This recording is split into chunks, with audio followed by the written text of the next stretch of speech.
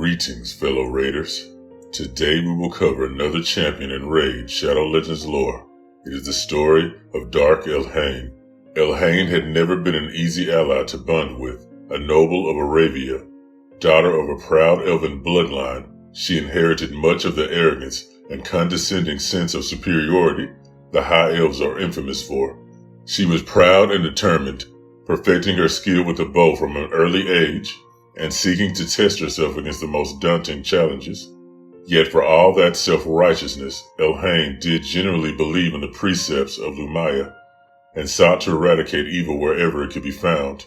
Recruited into the Arbiter's service first, she found herself banded together with the most unlikely company. Athel, a paladin of the Sacred Order, an outcast Dark Mage Kel, who sought refuge from powerful rivals, and an orc warrior Galette, whose savagery and brutish ways she always found disdainful. But the oath she had sworn kept Elhain bound to her duty, and onward she forged with these colorful allies at her side.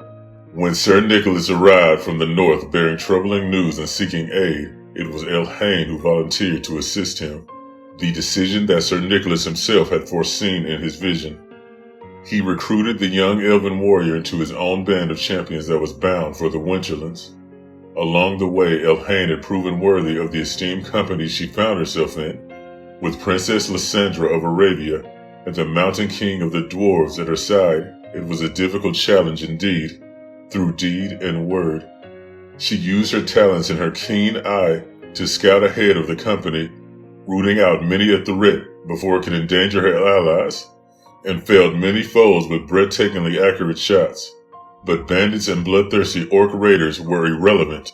Elhain's true test came when she and her allies reached the Winterlands. There, an army of the undead, led by the vengeful Whirling Frost King, ambushed the champions and nearly had them trapped on a narrow mountain path.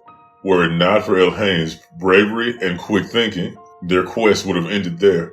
But she sacrificed herself, causing an avalanche that swept away the bulk of the skeletal horde from the path and smashed them against the mountainsides.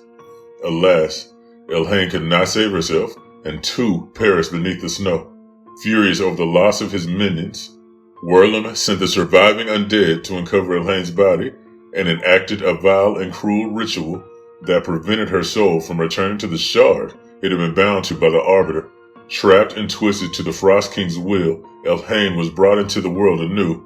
Her heart was encased in ice, her loyalty and her honor replaced with cold, ruthless cunning and unshakable obedience to her new master. Together with Whirlim, the creature that was once Elhain marched onwards to the font of Lumaya, at the heart of the Winterlands, determined to stop her former companions from thwarting the Dark One's schemes.